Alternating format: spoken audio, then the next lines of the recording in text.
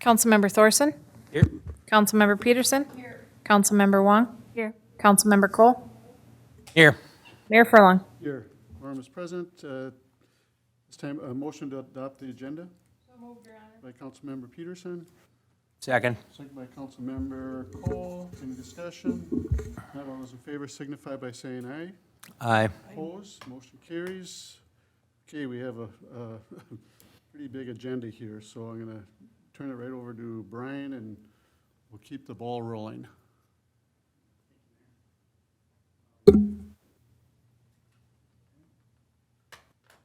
Looks like the first one is the ordinance pertaining to gambling.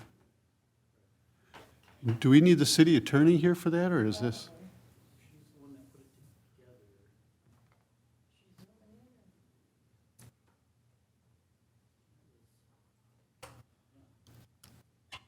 Why don't we go ahead and,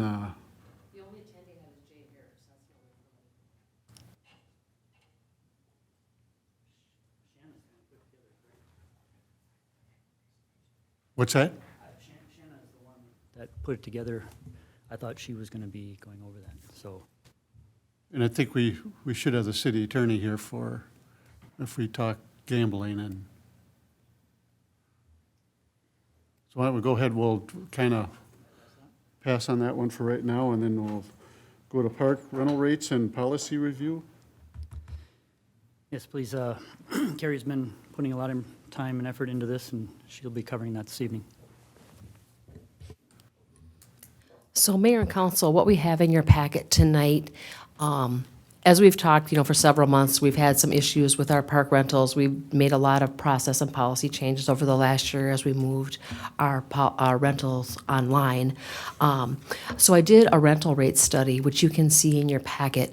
I went about 20 miles around North St. Paul and compared other cities' rental rates and what they charge for their facilities and what they charge for deposits, just to kind of give you an idea of what's happening in our neighboring cities.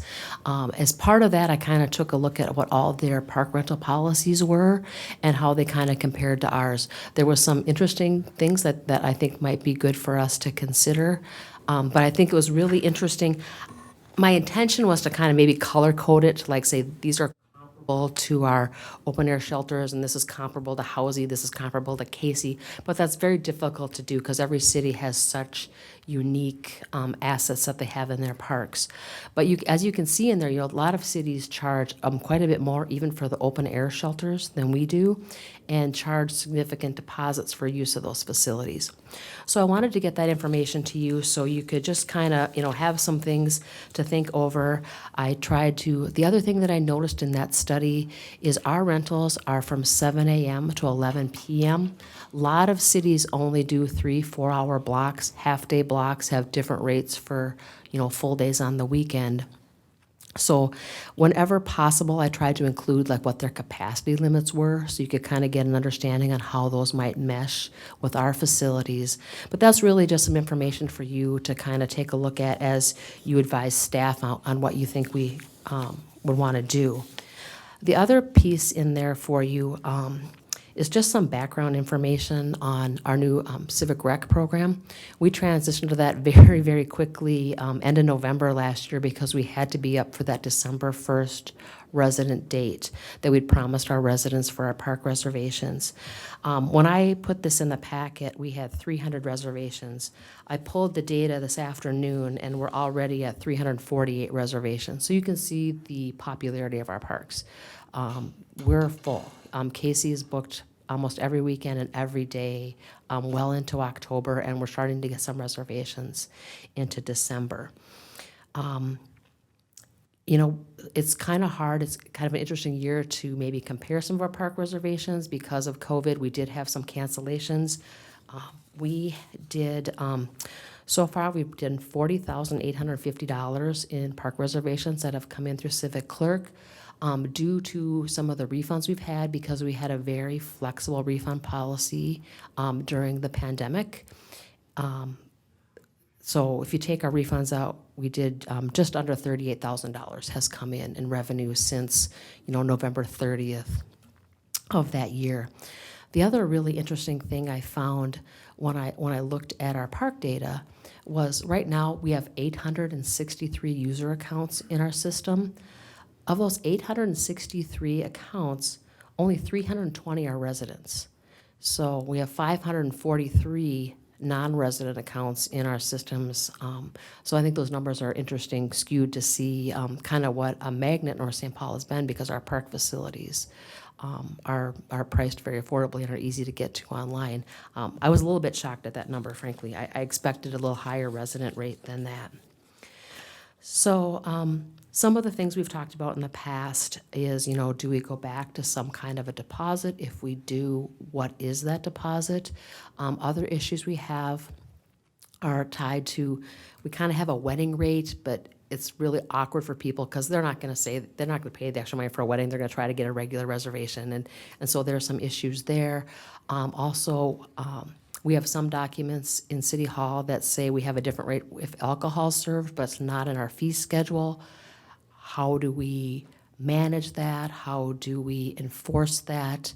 Those are some of the issues we have as well. So there's lots of things we have available to us in our tools that technology can help us. But we're really, as staff, kind of bringing this information to you as council to see what other information you would like or what direction you have for us. I think part of it would be kind of bring that data to the Park and Rec Commission and have them take a look at it and have them make kind of a recommendation to the council. But I think the biggest thing that we're dealing with right now is that deposit, the deposit being taken away. And we've had quite a bit of damage. I don't know how much damage we've had, but we've had many issues down there now. I'll have Brian speak to that. I'm more involved in what happens at City Hall and what happens on the website. Brian and the Public Works people have a more better feel for what's happening actually in the facilities. But I think the rates and all that, I don't know if the council agrees or disagrees, but maybe have the Park and Rec take a look at that, because we have all those things that you did say in regards to the time schedule and all that. We did look at that a couple of years ago, and that might be a good idea for them to look at it again, you know, for certain blocks. A morning rental, an afternoon rental, you know, sometimes that may not work because of cleaning. I don't know. But I don't know if we bring that back to the Park and Rec and have them look at that.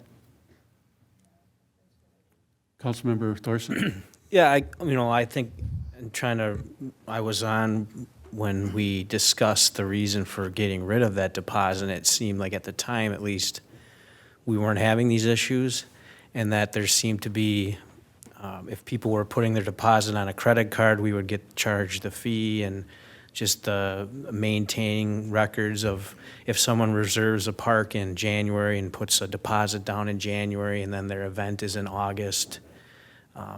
Just so that was the recommendation, that being is that there was never issues and it just was more of a burden to finance to kind of track and maintain these deposits, especially when there are different rates for residents and non-residents.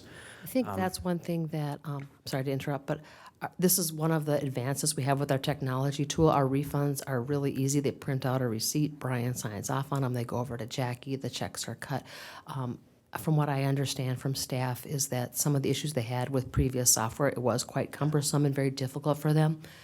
This tool can give us very detailed reports and we can pull that financial data out of there. So that concern, there's still the concern if somebody puts a deposit that, you know, they're gonna sit on it for months, but that's Yeah.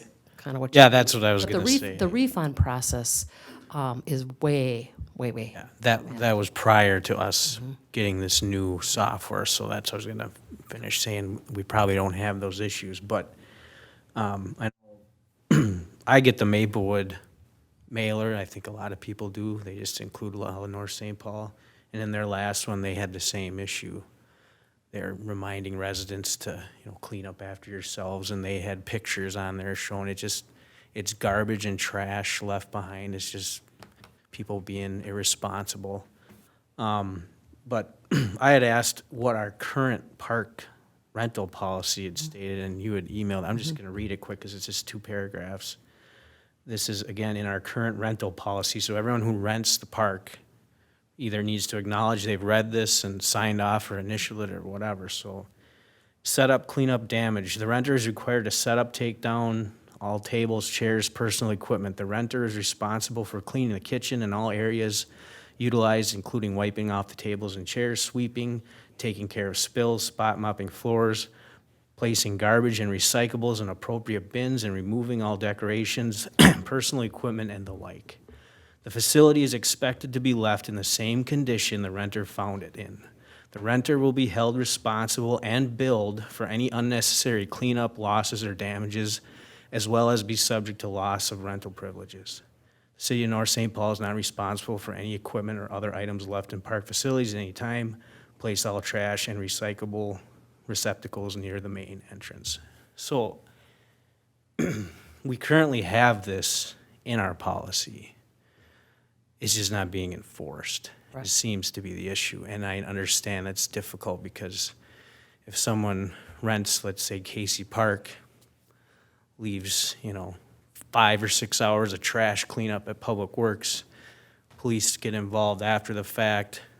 Is it the police responsibility to follow up? Is it Public Works? Is it someone internally here at staff? I mean, these are just new issues that we haven't had to deal with. And they're issues that are happening in other cities and other parks too. It's not just Casey Park here in North St. Paul. So, I'm not opposed to bringing back a security deposit, especially now that that previous issue seems to be resolved. That certainly acts as a deterrent, I think, if it's a simple hold on your card for $300, $400, $500 and you get it back, assuming that these are all followed, I think is enough of a incentive for people to behave responsibly for those that don't.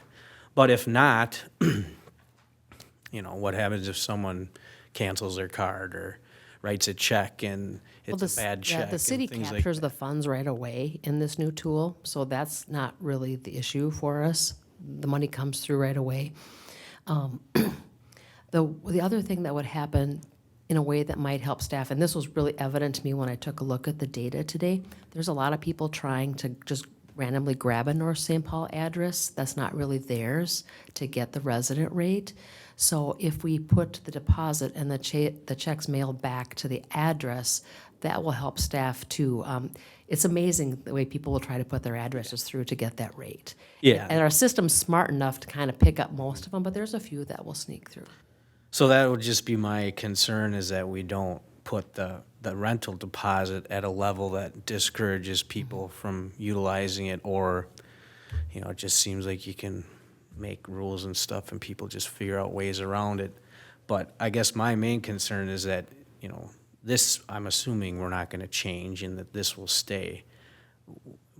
I think we need to focus on what steps do we need to take to make sure that moving forward, this is followed, and if someone does do damage and cause hours of cleanup, that there's follow-up, that whoever's responsible is submitting it here to staff and City Hall, and that gets forwarded to whoever was basically on the rental policy. And I think it might make sense too to basically put a disclaimer that if you do leave the park in a damaged state, that you're no longer eligible to rent the facility for, depending on the severity, Yeah, in our tool, we Lifetime. can flag accounts so that they can't rent from us again. And Brian and I have kind of discussed too, what we can do as staff and what kind of workflow we might have when there's issues. Because again, different parts of the city get notified when there's an issue in the park. And what's our internal workflow to make sure that we know to flag that account and we know what the additional charges are, so we can actually enforce what our policy says. So the other piece of information that I put in there is I kind of redlined our current park policy, because a lot of it doesn't really apply anymore now that we've moved to an online tool and people aren't, coming in with paper forms in City Hall.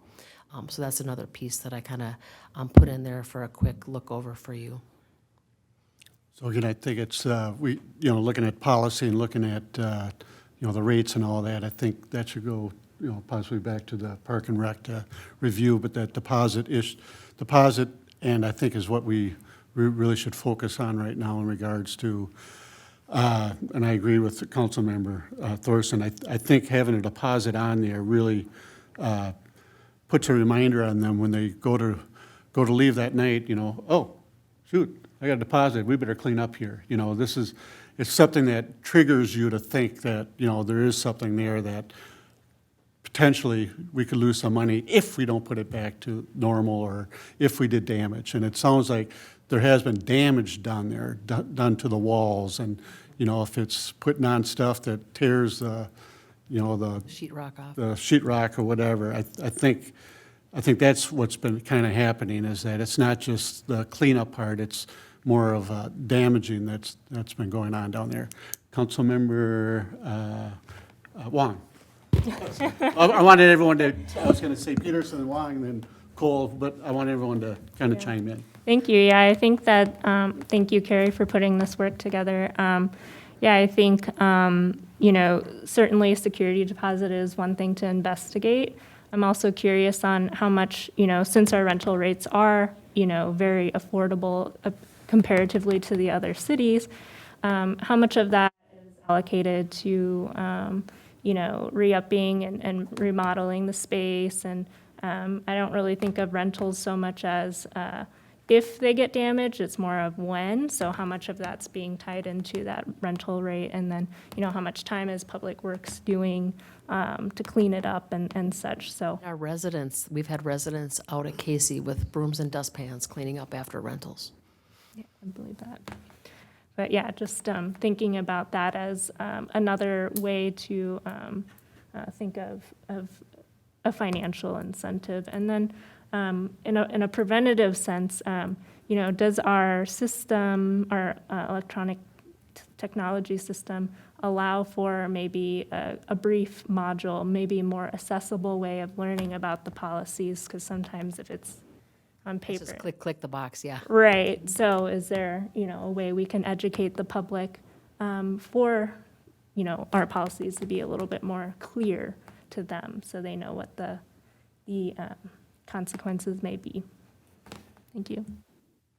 Councilmember Peterson? No, I agree with the mayor. I think it's time, you know, with these deposits, when we have the technology, we don't want to burden staff, but it's important to keep that building, or all our buildings, in, you know, pristine condition.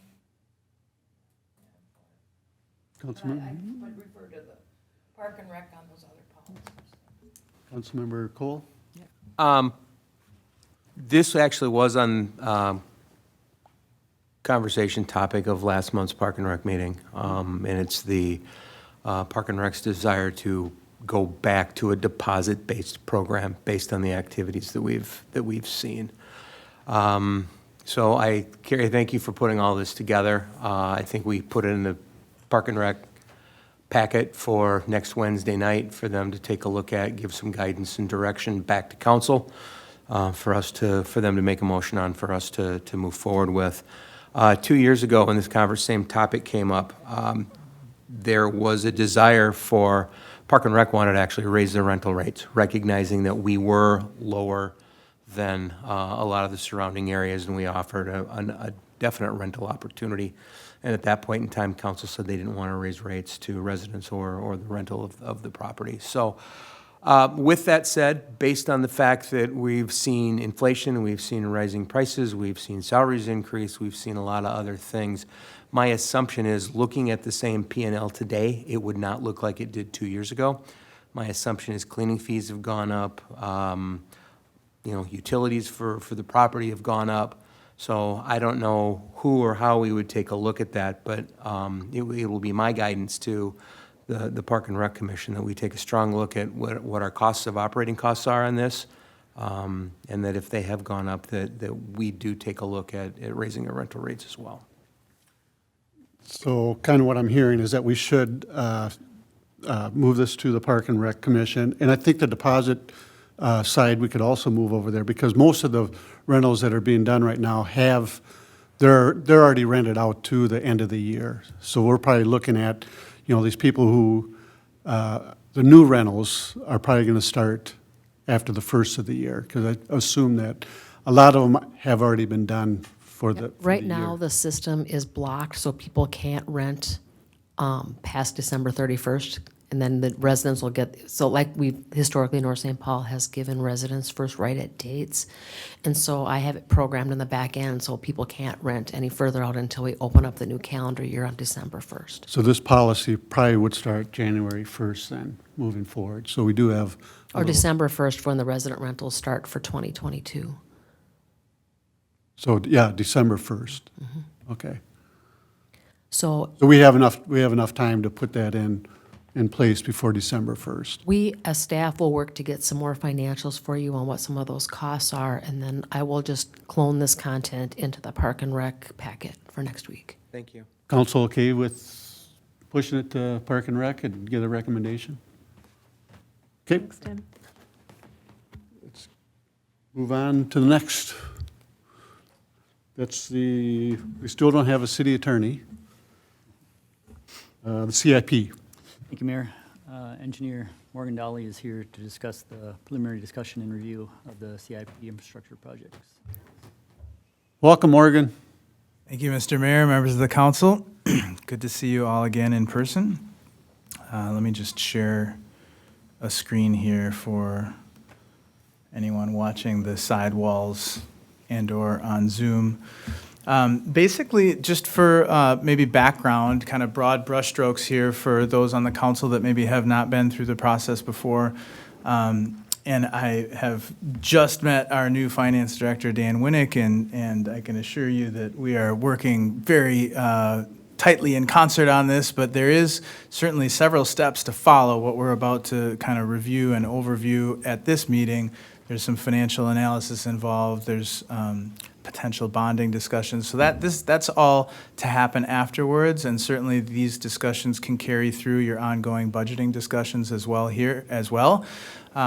What staff wanted to do at this point, and with the previous finance director, together with Public Works and myself, our intent was always to bring this at a workshop here mid-July, review kind of preliminary ideas, not hard recommendations from staff, but just a general potential approach.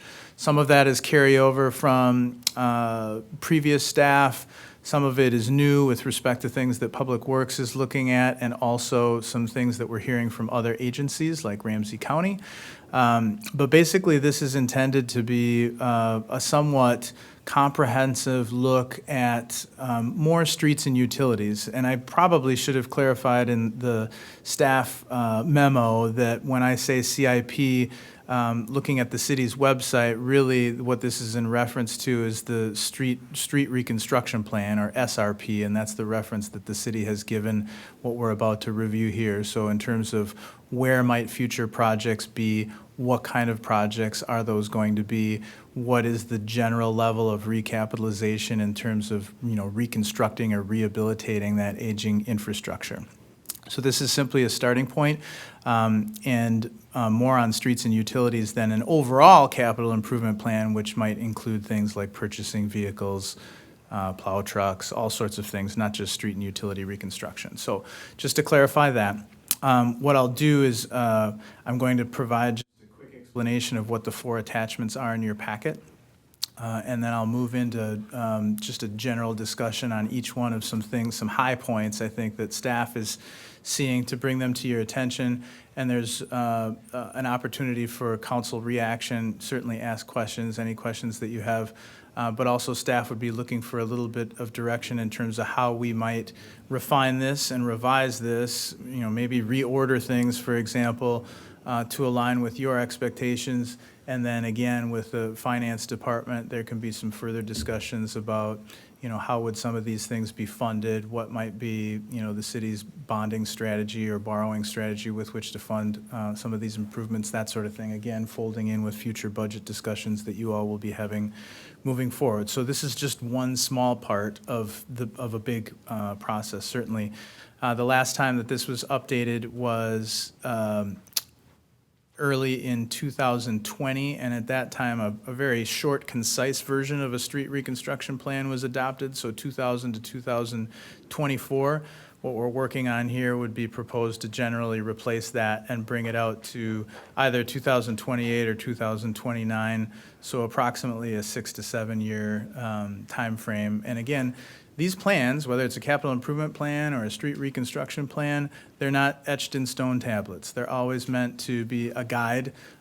Different things can drive things to higher priority, such as if we have water main breaks, several in 1 year on one street, which has happened before in North St. Paul, that might drive a project to the top of the list that maybe was pushed out a little bit further originally. So what feedback you give here, or what direction that you give staff at this point, or even ongoing points throughout the process, even through to final adoption of a street reconstruction plan or capital improvement plan, there is some flexibility within the constraints of funding ability or financing ability. But again, this is not necessarily meant to be a hard stop and not to be revisited. So that's fairly common practice.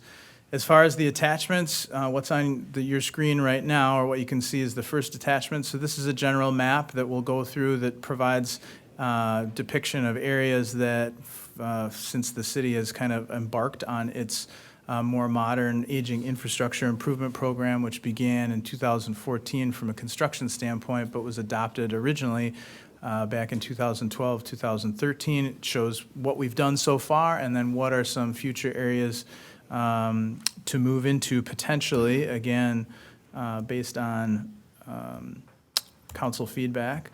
This next, Say, Mark, can you yes. put that back real quick? sure. So you got maintenance overlays. I don't see a whole lot of that. I'll get into that. Yep. Okay. Thank you. Yep, no problem. That is definitely a part of the approach that we're proposing, which is consistent with past approach as well, too. I think it's not been documented before as well as we're doing right now, so it'll provide a little more guidance for the public in terms of what streets the city might do and when, and also helps provide some guidance for Public Works as well, too, in terms of attacking that from a maintenance standpoint on an annual basis, given annual budgetary allowances that have been included in the budget, and we're assuming that at some level that will continue on moving forward. The second attachment is simply, this was taken straight out of the current street reconstruction plan. You can see I kind of struck through and made some annotations there as possibilities here to push some of the projects that are currently included out into the future. Again, that was done upon review by city staff and looking at other potential areas, but that doesn't have to be how we do this. I should note that this particular sheet was prepared with costs with 2020 dollars, and any of these cost estimates are reflective of total project costs, so all in, including some level of contingency, both indirect and hard construction costs. But there is no inflation, right? So if there is financial So things are cheaper analysis- now. Yeah, right. Right, yeah, whichever way the markets go, it'll be important to, again, ongoing financial analysis to be able to make sure that we understand that these sheets that we're looking at now are 2020 dollars because they were prepared last year. Some of the estimates that we'll be looking at on the next sheet, those are 2021 dollars.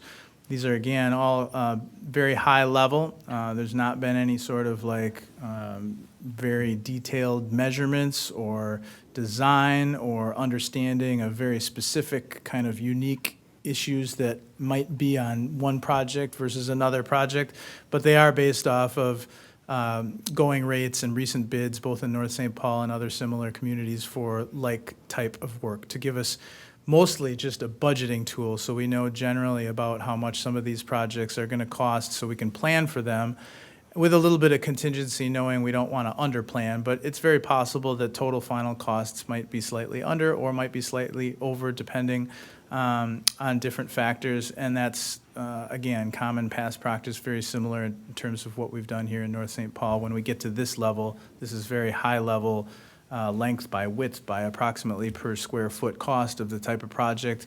These things get refined and we get a very much more exact cost when we get into a specific project, usually either the year before or maybe in preparatory for the construction season through that winter. That's when we would be preparing more detailed estimates for the benefit of city council to consider and for potential bidding out if it's a public bidding process. And this last map here, which is very similar to the first, there have been questions, past questions by the city council in terms of, well, how are our streets, or where are they good and where are they bad? So this is a snapshot in time in 2019. That was the last year that we did a regular ongoing update of our street rating process that has been in place since about 2012. There's a slight pause there for budgetary constraints. It's certainly something that can be picked back up at any point, and we do, within the computer model that I use to maintain this, we can always just, we don't have to re-inspect things exactly every single year. We can predict, it's a guess, but we can use a pavement deterioration model to try to update this year over year. That's not as accurate because, as we've seen in other areas of the city, some streets deteriorate faster than others based on subsurface soils, other things, the type of original construction. So it's not always the oldest street that is in the worst condition, right? But generally, we don't need to run through this in high detail. But again, to answer any questions the council might want to have in terms of where are the worst streets in a somewhat qualitative method in terms of rating between a 0 and 100 and 4 different categories: excellent, good, fair, poor, which tend to drive the type of improvement that you're going to make on the road. This will give you a general sense. And mostly many of the newer roads that have been addressed either by maintenance overlay or full reconstruction are indicated here in blue, which is very minimal maintenance is required and fairly new roads, with red being kind of the worst state of the road. But again, many conditions go into determining what's the right fix and what's the right time to make the fix. It's not as simple as just going to all the red. When it gets to red, we reconstruct it. There's a lot more to it, as some of you may know, having gone through the process before. So briefly, and I should ask, Mr. Mayor, how much time would you say I've got to wrap this item up, knowing that there's other items on the agenda? 15 minutes? Fine, no problem. Going back to the first one here, so let me talk about other agencies' activities and how they drive what might potentially be things that the city would need to look at. So at the very top of the map in purple, you can see kind of an arrow pointing off into the middle of nowhere, and that's, it looks a little mysterious, but as many of you know, we do own and operate and maintain part of our drinking water distribution system north into Maplewood. So there is a portion of our water main. Now, they're not our city streets, they're Maplewood city streets, but it is our water main that goes north into Maplewood. And this particular line is drawn on McKnight Road, which is a Ramsey County road. So in our annual check-in meetings with Ramsey County engineering staff, that's myself and Public Works, and we share notes about, well, what do you guys have coming up? What's in your draft capital improvement plan? They're going through the same process that many cities are as well, too. They shared with us that they're planning on overlaying McKnight Road, and their initial thought was to do it next year in 2022. We do have some concerns with the age of the water main under McKnight Road. Their overlay project is going to be from Beam Avenue all the way north to County Road D, which is basically right before you get to 694.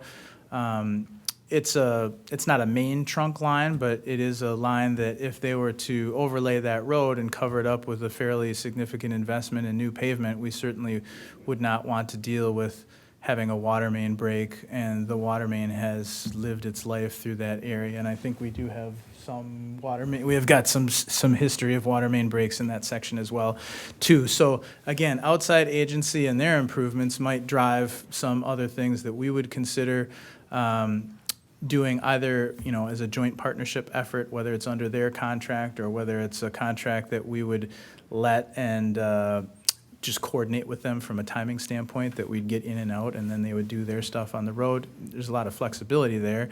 There's no wrong way to do it. But what we ask them is, hey, we need time to evaluate the water main, turn the valves, do some leak testing, make sure we know exactly what we're getting into. So we asked them to push that back to 2023, which they agreed to. There's no driving force behind them doing it next year in 2022. But if they're going to do their work in 2023, then at least from a planning standpoint, right, capital planning standpoint, it makes sense to plan for that, either to start working on the design or the bidding documents in late 2022 or early 2023, and then plan for that improvement again to be coordinated with their work. In the past, they've been really good to work with in terms of Ramsey County, I'm saying, in terms of trying to coordinate things, and so I don't anticipate any major problems with that, but that's why that is included in here, and again, driven by an outside agency. Another example of that is on the far left of your page on Ariel Street. So Ariel Street, which is highlighted in blue along with a couple other streets in the area there. Ariel Street is owned jointly 50-50 by the city of Maplewood. That street has been identified as in need of repair. In consulting with the Maplewood City Engineer, Director of Public Works, their evaluation kind of matched my evaluation that it's a candidate for a full-depth reclamation, which is similar to, in recent years, what you've seen on Helen Street North and also past the high school on 11th and 12th Avenue not too long ago. So not a full reconstruction, but certainly enough to actually get through the old deteriorated pavement and replace that. Are you talking the blue part or The dark blue, yes. So I don't know if you can see my pointer, but that's this area right here. So now the cost of working on the street would be borne 50-50. Again, ownership between North St. Paul and Maplewood is kind of right down the line, and so not uncommon, and we've done this with Maplewood before on Beam Avenue and other projects, that whether they lead the project as the contracting agency and we enter into an agreement where we pay them, or we lead the project and they pay us, it's fairly simply handled. Now, based on council feedback that we get here tonight, ongoing conversations with them is that they would like to do it sooner rather than later. They're willing to push things off a little bit if we want to, but they certainly don't want to let it go too long. And what they had said to me, again, these are just staff conversations, nothing's locked in, but they might lead the project unless there are other streets that we might want to include at the same time, or if we had water main issues that we would need to attend to, similar to the conversation on McKnight Road. And we do have a section of water main under, I believe, south of 11th Avenue is kind of the area of concern. We think we might be able to leave the water main in place north of 11th Avenue. But we do have some issues on that southern segment of the blue aerial line. And then also Public Works had identified some of those other dark blue highlighted areas, 14th Avenue, 13th Avenue, Flanders. Those are all areas that were identified for some version of a maintenance overlay. And the thought of Public Works and myself was that if in fact the council was okay and we were able to meet an agreement with Maplewood, that we were able to kind of be the contracting agency again, having them fund their fair share of the improvements, that we might include those adjacent streets all at the same time and try to address those in one project to get them all out of the way. We wouldn't do anything more than we normally would with a maintenance overlay project, but we might get better prices on paving, for example, just trying to leverage economies of scale, having everything put together in one package. So I might just pause on that to see if council has any thoughts or reaction in terms of staff conversations with Maplewood. You know, are we interested in doing that? Or because it came out of nowhere, right? We were planning on presenting to you some other things, not necessarily this, but they brought it to us. It could happen in 2022, in which case we might want to think about getting started on it soon. Or 2023 might be another project, but then, you know, we're also looking at other projects to discuss for 2023 as well, too. So it's important to think about the phasing and approach so that we don't have too many projects overlapping each other in terms of capital investment checks going out the door. I think, again, subject to some financial analysis about what's feasible and what's not from a finance standpoint. But does council have any feedback in terms of working with Maplewood on Ariel Street in some fashion? We don't have to do these other things, but certainly the water main is recommended to take care of if anything is done on Ariel at all. And Maplewood does want to see their half of the road improved, and they're not just going to do half a road. We need to do the whole thing. Well, it seems to me if you can do it jointly with a, neighboring municipality, it sounds like it makes more sense to work together than to have them do half the road and leave the other half, or Right. whatever they do. And then also, if you can piggyback off that project to help the other streets around that area, that does make sense. But I'll open it up to the council. Yeah, any feedback? My next step Councilmember would. Wong? Yeah, go ahead. Thank you, Morgan. I have questions in regards to Ariel. So I do think a joint project is a good idea, and just wondering what all entails in terms of road improvement, and especially how it relates to the redevelopment master plan, or those types of living streets plans and stuff, like, for example, sidewalks. Sure, that's an excellent question. So the redevelopment master plan is focused on downtown, so Ariel wouldn't really fold into that. And typically what we would do is if we did embark on some preliminary investigation as to the feasibility of the improvement, we'd take a look at the comp plan, Living Streets Plan, for example, and see what types of things that were indicated in there. For example, if there's a recommendation for adding sidewalks, we would bring that to council, and that's happened in the past. The council can make the decision, yes, we want to move forward with whatever, adding sidewalks or bike lanes or whatever. Bike lanes are generally simple because striping is cheap, but it also affects on-street parking, which is sometimes an issue, right? And so those are kind of all the factors that would be placed in front of city council as we would potentially move forward with any project. These are just lines on a map, but kind of that order of progression would be a since we've gotten rid of our assessment policy, we don't have to do a formal special assessment process, but we would still, and I think the city attorney commented on this when we rescinded that policy, is that there would still be a preliminary engineering memo that might speak to some of those things. Like, these are the plans that actually has information which inform what might the potential improvements be, or if it's silent on it, then, it might not come into play. But that's typically the stage at which we would approach those things. At this point, we don't have any information on that, so it's very high level.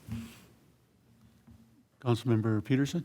Yeah, I use Ariel a lot, and I think they did some improvement, because I haven't lost any keys. Public Works has been doing a good job of keeping it patched, yeah. And I think it's smart to incorporate those other streets if it's, Councilmember Thorson? Yeah, I think, this is, in my opinion, should be our main core focus, is constantly looking at this and making revisions as needed. I recall the open house we had back in 2019 when it was the Chisholm, Masabi, Buell, Gerald area. At that time, we still did street assessments, and if I recall, the overwhelming response was very positive, and that people were, anxious to wanting to know when is this going to start, and that seems to be the case for a lot of these projects.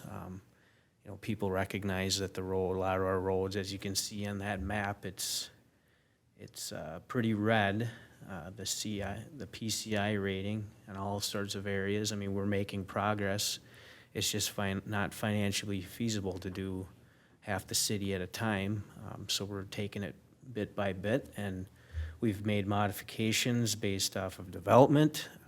We're making modifications based off of county and other neighboring cities' projects. So I just want to make sure that we continue to move forward with this, whether it changes or not, that we still get projects done on a year-to-year basis.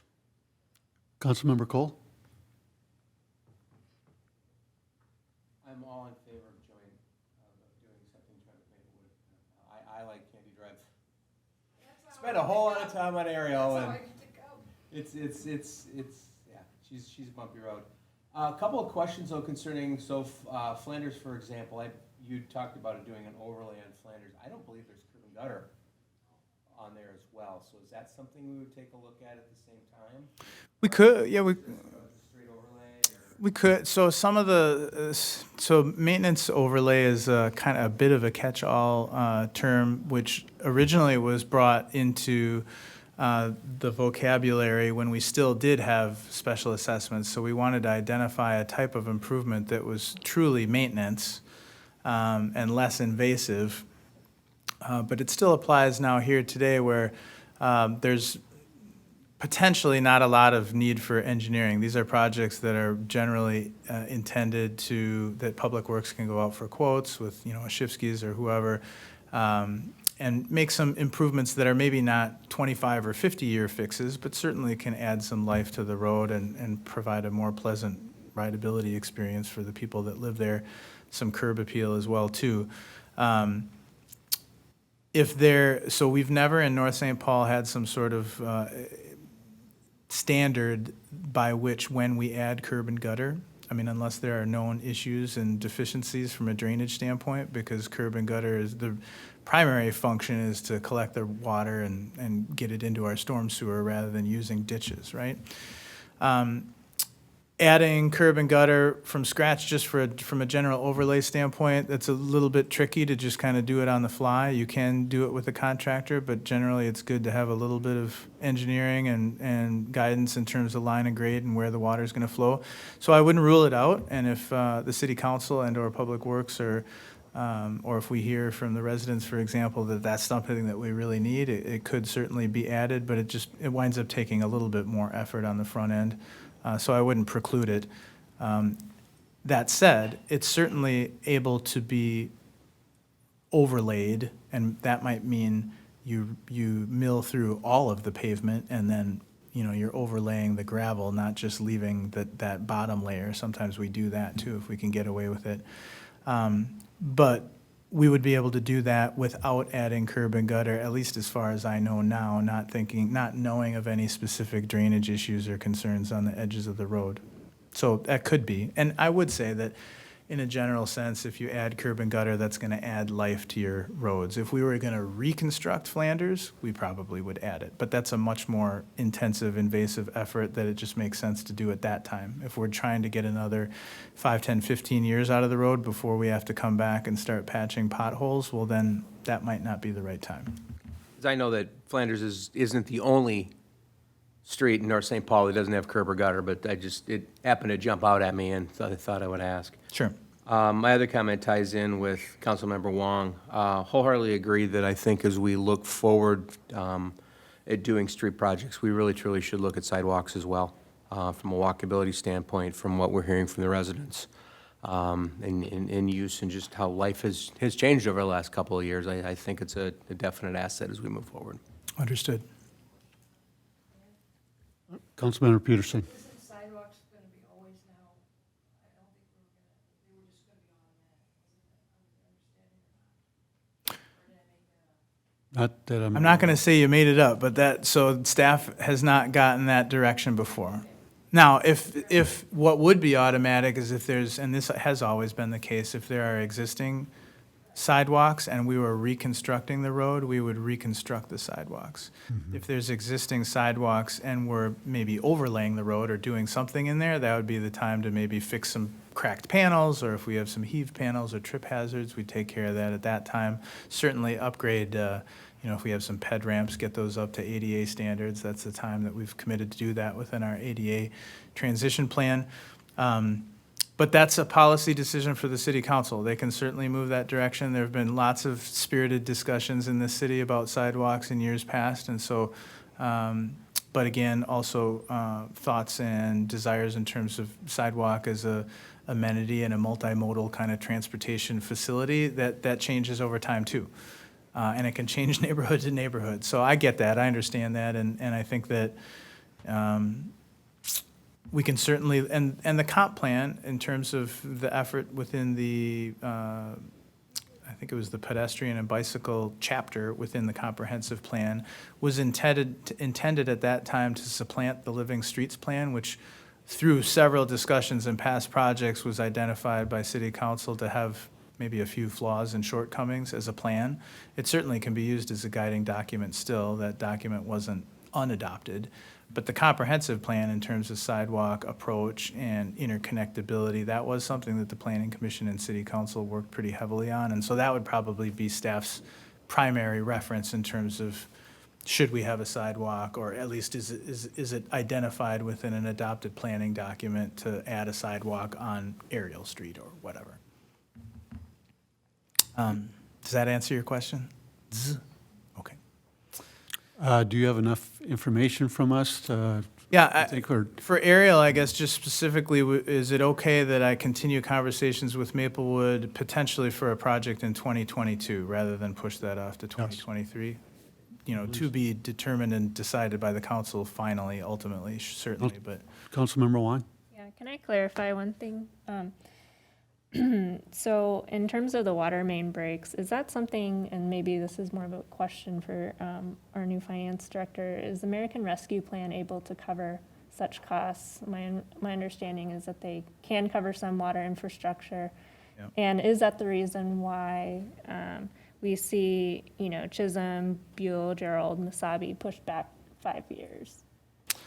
I'll take the second question first. That's not why the area north of Casey Lake was pushed off. That was, in terms of previous staff's thought, is that we could still get some life out of those streets, and then, I haven't gotten to them yet, but there's some other potential priorities in the downtown area that would slide in front of those. And so that was the movement in terms of the Casey Lake areas. As far as recovery dollars are concerned, yes, so sewer, water, storm sewer, and broadband are kind of the categories that have been talked about most recently. That's certainly more of a finance thing than an engineering thing, but in terms of applicability for those funds as they're received by the city, absolutely, you know, it could be on any one of these projects as long as they fit within the category and the time frame that's identified when you need to spend the dollars. Thank you. So I think you have enough unless you want more.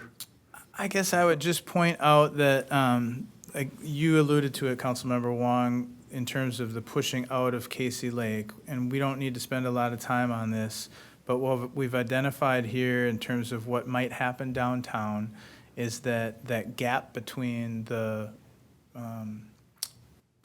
it's not called Uptown Commons anymore, the Margaret and 7th Avenue project. The Sentinel? Sentinel Building? Sentinel Building, okay. So the Sentinel Building project, which improved parts of 7th Avenue and Margaret, and then what is being completed here in 2021 to wrap up the work in 2020 to the west, which is highlighted in blue, and that's areas of 7th Avenue and 2nd Street primarily.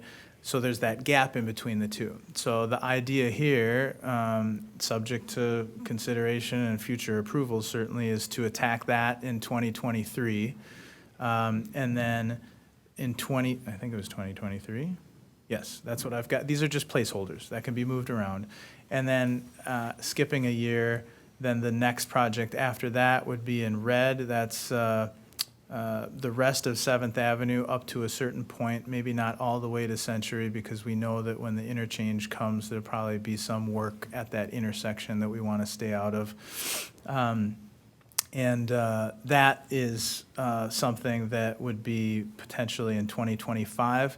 Now, what the previous finance director had told me is that if we go back to these sheets here, some of the general overall funding identified for 2022 and 2024, now we're kind of off kilter with our even years and odd years, but generally what he had said was that if we stay within the confines of these approximate project costs, so 5.7 million, and, oh, it's on the next sheet here. I think it was 4.9 or, yeah, 4.9. So somewhere in that 4.9 to 5.7 million dollar range for our next couple large projects. So that could be downtown, but just from a, budget standpoint, he thought that might be okay. Again, subject to further review. But what we have identified now on this list where there's costs identified, all of those areas, again, previously identified by staff that just lines on a map, we know now that that's probably more scope than, like, we would be getting out above that 4.9 to 5.7 million dollar range. So I've highlighted on here, we don't need to go through all of these, but there are some kind of logical breaks in terms of the color coding here about things that could be separated out. For example, we don't really need to reconstruct all the alleys with a project. You know, those are things that have been added on in the past, but if we need to be more cost conscious, maybe alleys can be handled later or as a maintenance maintenance overlay or something separate. Margaret Street on the 2025 version, the red one we were looking at, we wouldn't necessarily need to do 7th Avenue and Margaret Street. That could maybe be broken into 2 projects. And that would definitely get us within that kind of budget number of 4.9 to 5 million. So staff can certainly noodle on that some more for you all, maybe for the next time that you look at this, if that is, I was going to say, Okay. if we can, that's the other piece of the puzzle here, is your job, Dan, and that would kind of give us an idea how much scope we can do in regards to each year and how that, you know, because we do have some, our bonding, I think that's coming off the, Sure. off the tax roll or whatever, that we might be able to do more at that time. So I think, yes, if sooner than later, we should probably put that on and take a look at, you know, what you've got here and kind we of will over. definitely do that. And I will note also that within Minnesota, where we only have so many months in a year to construct things, there's some point at which there's too much, right? And so I'm comfortable with that $5-ish million level. And so Dan and I can certainly work with Public Works a little more on this. And next time you see it, it might go out a little bit further, or we might have some more logical breaks, but Right. I think it'd be Right. much more informed at that point, so. Okay, I hate to cut you No, off, but it's I all think right. we need to move ahead here. So the next, I think, Brian, do you know if the gambling, is that something we need to take action right away, or is that just a topic for discussion? Because I think we can table that and move that to the next meeting. Yeah, there's not going to be an attorney available for that discussion this evening. Okay, I so think we can table we'll it. table that discussion, because we won't have an attorney here, and let's save it for the next, either the next one or the next one after that. Just, Sure. if that makes sense to the council.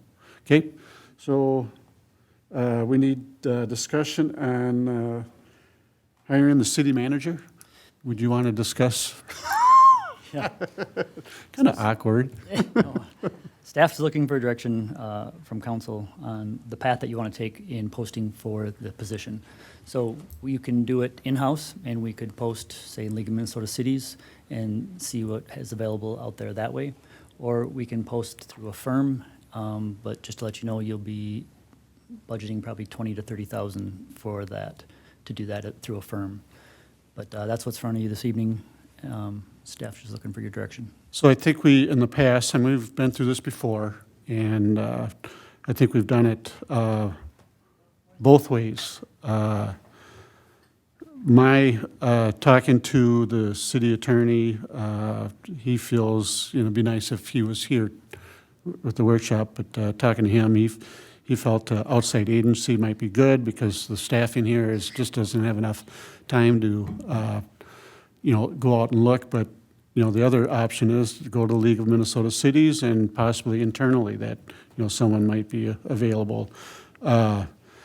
And I had talked to Craig Waldron, and he would help with that process and be able to maybe put together a committee in regards to sending it out to the League of Minnesota Cities. I think that gives you kind of who's available within the area, who's in, I believe, someone from another city or what have you. You know, the scope of it is a lot smaller than if we were to go to an outside agency. I think that allows you to go to a broader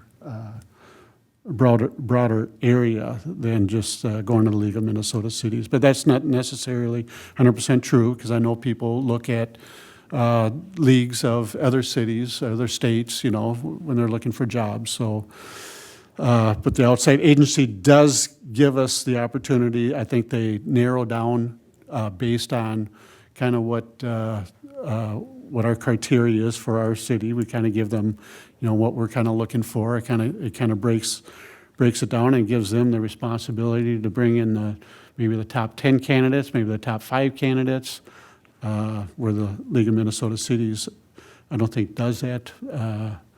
That'd be more of a I think we might get 50 applicants. I think that happened one time before when we went to the league, and then we had a committee that went through all those applicants and narrowed it down to the top 10 or top 5 or what have you. So I guess I'll open it up to the council in regards to how you feel we want to move ahead and looking at hiring the city manager. Councilmember Thorson. Yeah, I would strongly recommend that we would engage with a outside professional company and just do an RFP. I know Baker Tilly is the organization that Oakdale used to hire their city administrator. I believe it was back in October. I think that cost was $23,000 some odd dollars. But that's what, So you mentioned Baker Tilly. So there are many outside agencies. Do you want to, I know some cities will interview agencies, or do we just go under the recommendation from the city attorney? And, because I think Baker Tilly was one of them, that's kind of the local, who a lot of people, or a lot of cities use, but there are quite a few different agencies out there, and I know cities will interview that. So that's something we want to keep in mind, that there are other ones out there, but Baker Tilly to me is, I think that's who we used in the past, or a lot of cities use them. So, Councilmember Peterson. Yeah, I do agree with Councilmember Thorson. I know it's 20, 30,000, but we could get a bigger scope, get a real good solid man. But we've gone through it before, and we, This has been, keeps me up at night, yeah. But I would be in accordance with agreement with that. Councilmember Wong.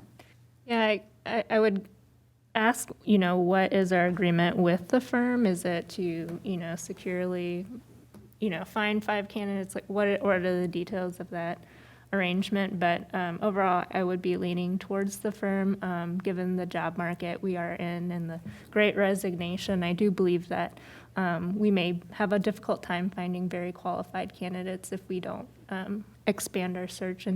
And two, I'm not familiar with Baker Tilly or any of these firms, but I would be open to an RFP as well. Councilmember Cole. I'm also in favor of going to an outside firm to help expedite placement. I think it will help from a speed standpoint as well as from a staff timing standpoint.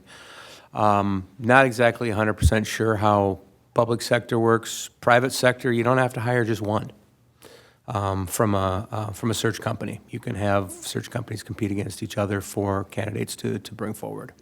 So I don't know if we want to give exclusive opportunity to one, or if we open it up to a couple different search agencies to find the placement, but they may have different networking. But I don't have the experience here, so I would, look to others who do. And I think having the city attorney here too, because he's gone through the process in a couple of his cities, and he kind of knows kind of that, the format and in regards to how cities will do it, whether or not it's Baker Tilly or, somebody else. If we do an RFP, does that mean we're opening it up to other agencies, and then they will give us, their outlook or their recommendation and their bid process, I guess, is what, Brian, do you have any insight or? In talking with Soren, he did say that will prolong the process by a good month by doing that. If you're going to open it up to have companies come in and give you a bid, and then, so you post it, so you have the firms, get together their quote, and then come back to council to make a decision if we'd like to do that. It's just going to prolong the hiring time to getting somebody in here. He did say that most of these firms, they're pretty close across the board from what you're going to find when you advertise with one firm, but that is totally up to you. With not having him in here, I guess maybe have more discussion at the council meeting and be able to ask him some of these questions, and he might be able to give us a recommendation of, who's out there and who's kind of doing the cities right now in our area. No, if he was to make a recommendation for for a agency. Because what comes, I think Baker Tilly is the one that they might be using, but I don't know if that's 100% accurate, so.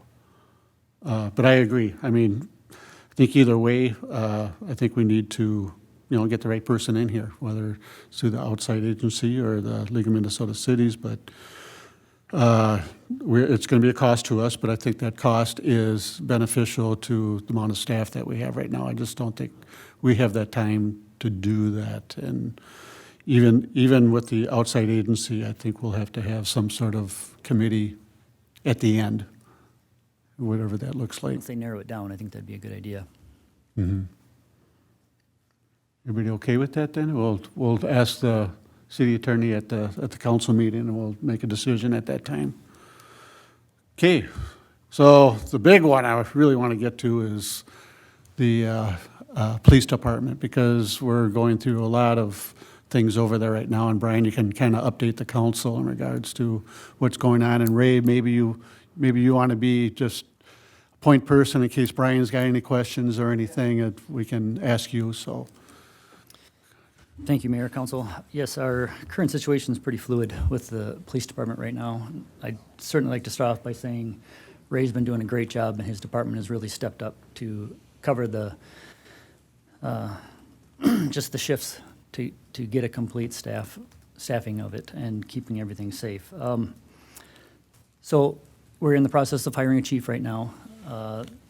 Once the chief is brought on board, we have 2 interim positions that will drop back down to the positions they were in. And at that point, on paper, we are fully staffed. However, we have actually 3 officers that are off right now due to injuries.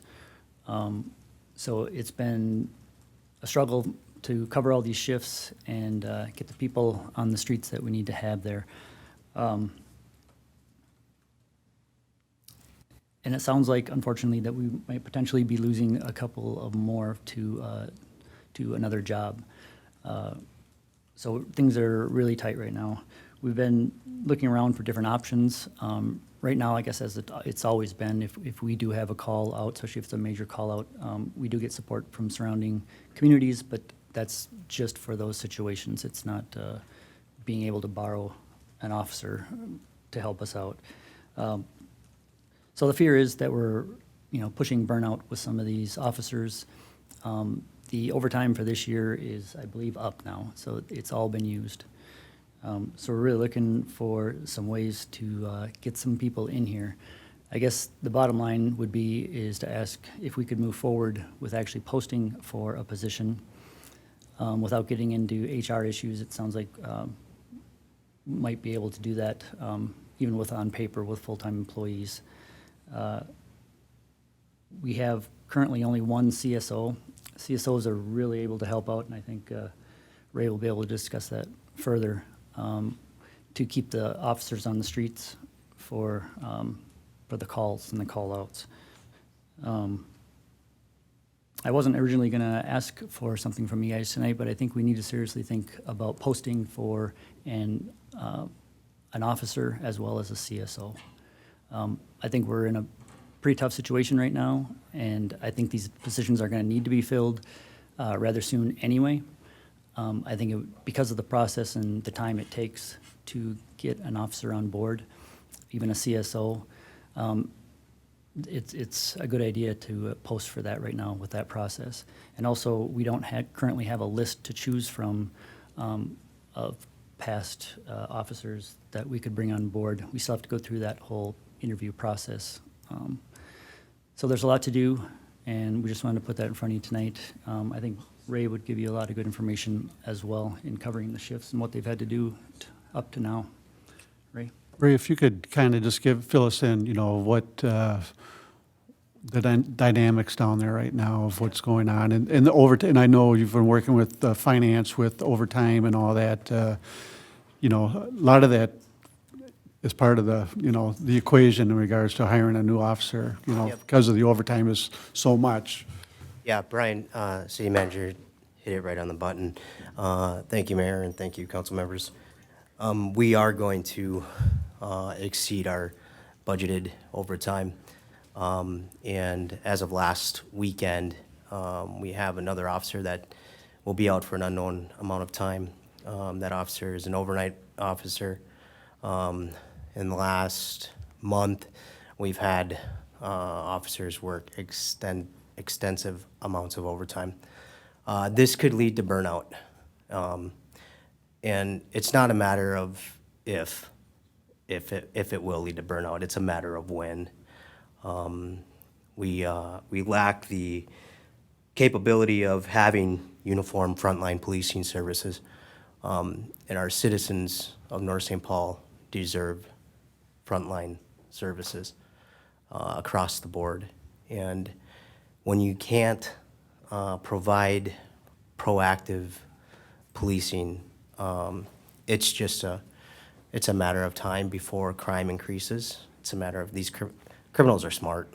They recognize when police squads are not out. They know our schedules.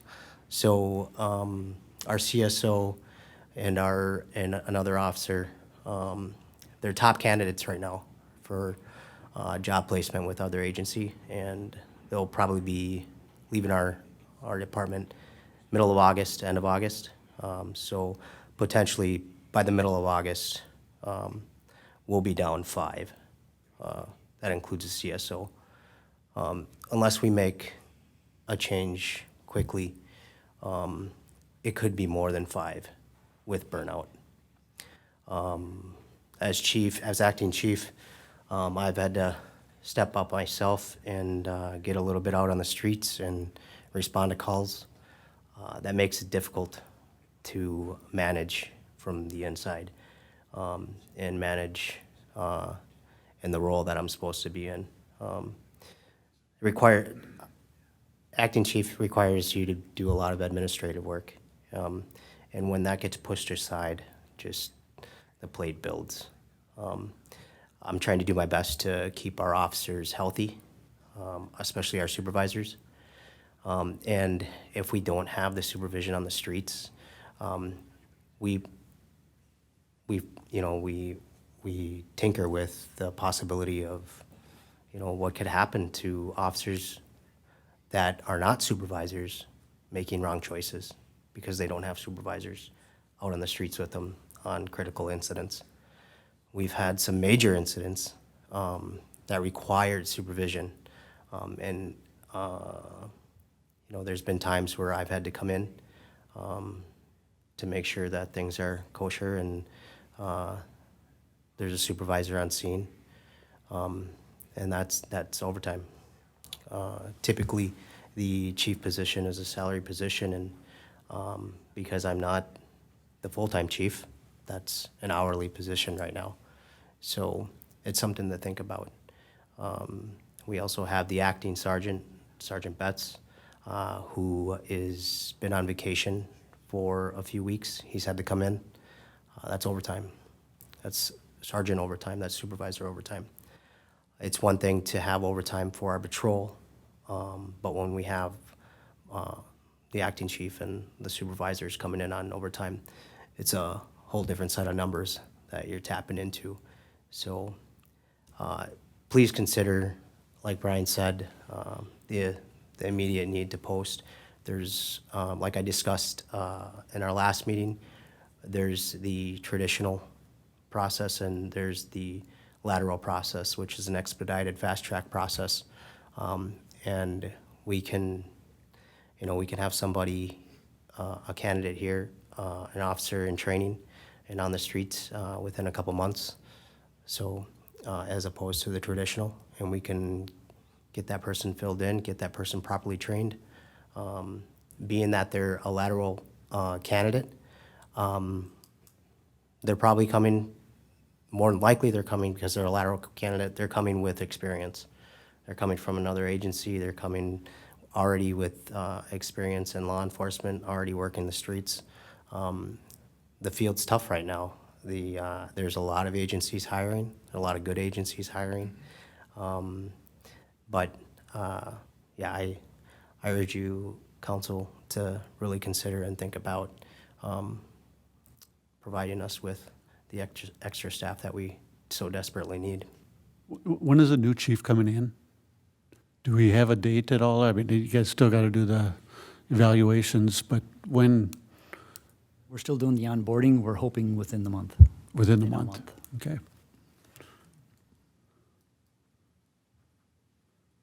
I'll open up the council for discussion. Councilmember Peterson. Public safety, in my mind, is number one, and we have to, protect the residents. I don't have a problem with it, I don't know where we're gonna find the money, but it's important, we can't have burnout. I know you're doing a heck of a job, I appreciate it, I think all our officers are doing a heck of a job, but they're human beings, and they need their time off, and I wholeheartedly, gotta get this done.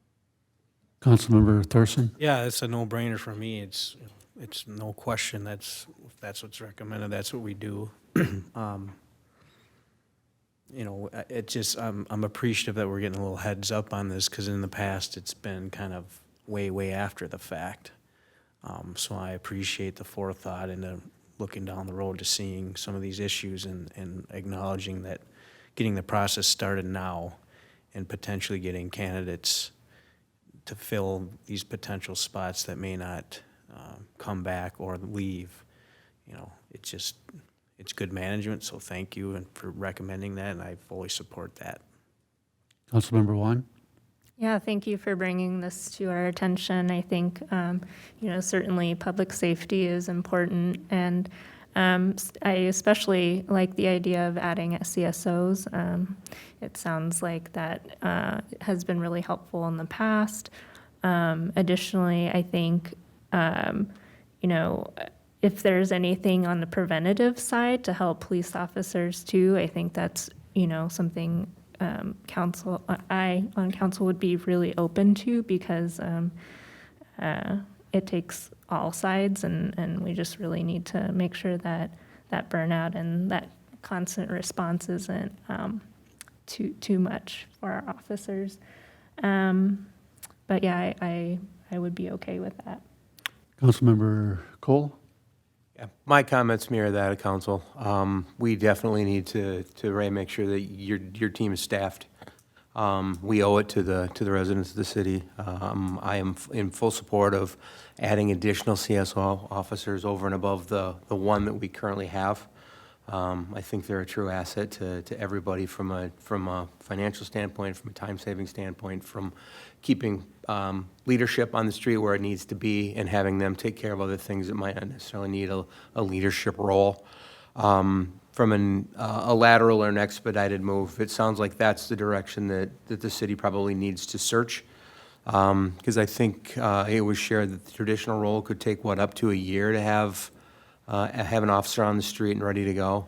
I think with burnout and everything that currently sits out there, we don't necessarily have that luxury of waiting a year. I guess the numbers that I've heard are we're looking for one and one additional, or are you looking for more? I mean, if we've got potentially 5 spots that could sit open, 2 isn't going to fill the gap. Currently, our complement is, what did you say, 19.8? Yeah, currently the complement's 19.8 FTEs. Again, with 2 out, now 3 actual police officers that are out. Yep. And then there's the potential that a police officer and a CSO may be leaving the city of North St. Paul. So yeah, if we're going to be posting, we probably want to look for potentially 2 CSOs and at least 2 officers, if not 3. And then I know there was also conversation around, is it officers from Ramsey County or from St. Paul that we may be able to call on to help backfill some of our void in the short term? That was discussed, and I had spoken with the director of the Ramsey County Sheriff's Office, Leiden, and because of what they're going through with the state fair, they want to hold off on any further discussion on that possibility. We did explore it, and it was brought to Sheriff Fletcher's attention. But they have their hands tied right now with what they've got going on, putting together the arrangements for the state fair. So as of right now, we don't know when that could be. That could be next month. It could be a year by the time they're all said and done with their arrangement for the state fair. So you're right that that was discussed and explored, but at this time it's being put aside. Ray, and I might have asked you this before, Oakdale and Maplewood, are they kind of joint also? I mean, are you able to use some of their services possibility at all, or? We have utilized Maplewood services, state's services, Ramsey County's services. They've so kindly taken it upon themselves to assist us on calls, more or less critical calls, than, if we're not requesting assistance. But if it's a high priority call, domestic assault, suspect barricaded, they're amped to join us and assist without us requesting them. Periodically, we do request their assistance, but in the last several months, Maplewood has extended their services to us extensively. I have reached out to the public safety director over there at Maplewood and extended our appreciation for their assistance over the last several months. And he was quite pleased to hear our thanks. So they've done a wonderful job coming over and helping us multiple times, especially at night. There's been times where we haven't had the supervision at night. I'm here during the day, and we do have a day sergeant here more than we do at night. So the supervision during the day is complemented more than it is at night. So it sounds like the want right now is 2 officers and 1 CSO, because we need to figure out all those officers that have injuries, officers that are on leave right now, and then get the new police chief in here. So I guess, what, is that kind of the bare, what you would, if we could give you the okay to, get the bare minimum going, and then wait for the new police chief to come in, and then see where we are with all the other officers. The want would be 2 to 3 patrol and 1 to 2 CSOs. That's what we would hope for, to fulfill our staffing levels on both the day team and the night team, and to be able to provide 24/7 supervision. So I think if we give you the okay for 2 officers and 1 CSO would be good until we figure out Absolutely, Mayor. the other side. Is the council okay with that? My only comment is if we're just going to be replacing the 1 CSO that we currently have, so we're technically not gaining any additional support. That's correct. 2 and 2? I misunderstood then, because I thought that the question is for 1 additional CSO, despite if this one we currently have leaves, we're still at 2.